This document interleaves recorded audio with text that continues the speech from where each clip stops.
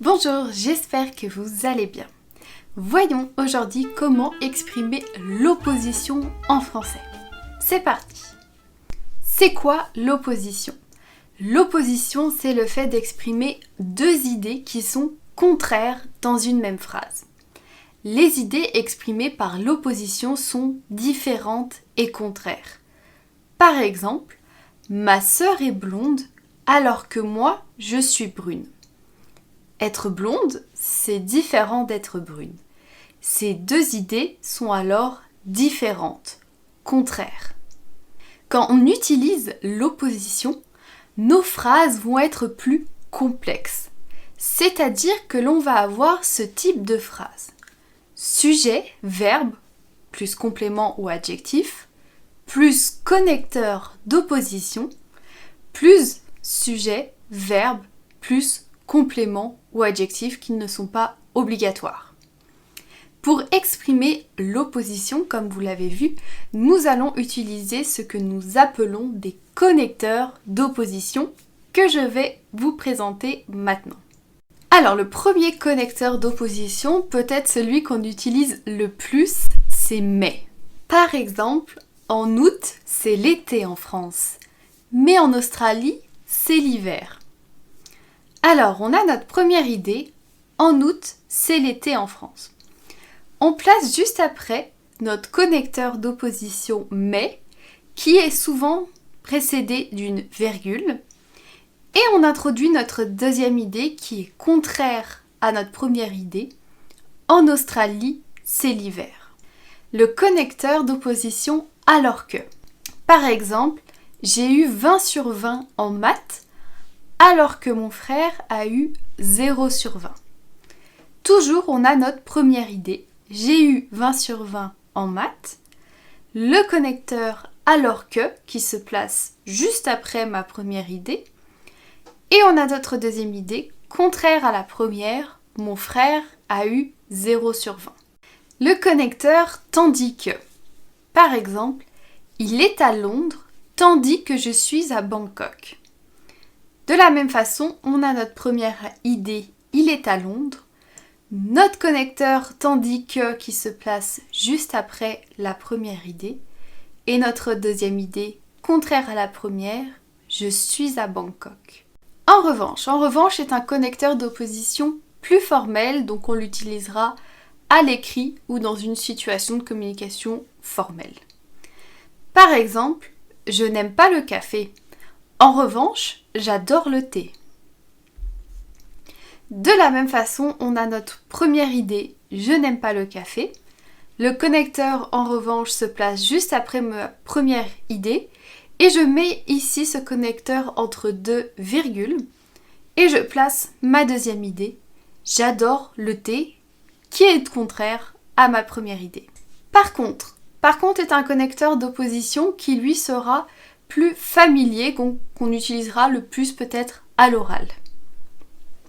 Par exemple, je serai là jeudi, par contre, je ne pourrai pas venir dimanche. De la même façon, j'ai ma première idée, je serai là jeudi. Le connecteur par contre qui se place après ma première idée, et je place une virgule juste avant. Et on a notre deuxième idée contraire à la première, je ne pourrai pas venir dimanche. Le connecteur d'opposition au contraire. Par exemple, je n'étais pas triste, au contraire, j'étais heureuse. De la même façon, on a notre première idée, je n'étais pas triste. Mon connecteur au contraire qui se place après ma première idée et que je mets entre deux virgules. Et notre deuxième idée, contraire à la première, j'étais heureuse. Le connecteur d'opposition au lieu de. Contrairement aux autres connecteurs que nous venons de voir, au lieu de va se construire différemment.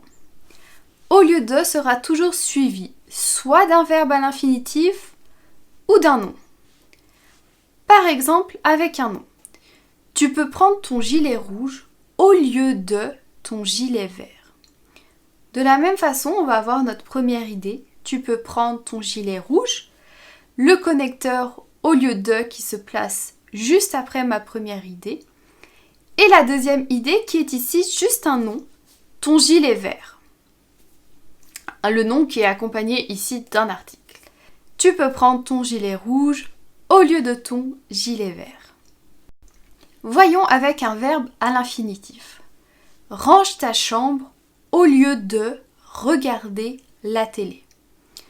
De la même façon, on a notre première idée, range ta chambre, le connecteur au lieu de, qui se place encore une fois juste après ma première idée, et notre deuxième idée qui est un verbe à l'infinitif, une action, regarder la télé. Range ta chambre au lieu de regarder la télé. Et le dernier connecteur d'opposition, contrairement à, qui se construit aussi différemment. On aura toujours un nom ou un pronom tonique, comme moi, toi, lui, etc., après ce connecteur. Donc je peux placer ce connecteur en début de phrase ou en fin de phrase. Par exemple, avec un pronom tonique. Contrairement à toi, j'aime bien ce film. On a notre connecteur, contrairement à, notre pronom tonique, toi, et notre idée contraire à la pensée de la personne qu'on cible avec le pronom tonique. J'aime bien ce film. Toi, tu n'aimes pas ce film.